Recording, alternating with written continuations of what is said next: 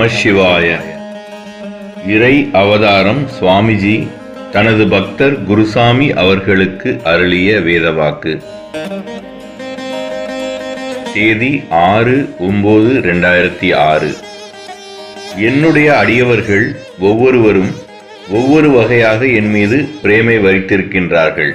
அவர்களின் அன்பு வெவ்வேறாக இருந்தாலும் எல்லாவற்றையும் நான் ஒரே மாதிரியாகவே பார்க்கின்றேன். ஒருவன் ஆஸ்திகனாகவும் ஒருவன் நாஸ்திகனாகவும் இருக்கின்றான். நாஸ்திகன் என்னை மனதார ஒரு முறை எண்ணி நினைத்தால் கூட நான் அவனுக்கு நல்லவைகளை கொடுப்பேன்.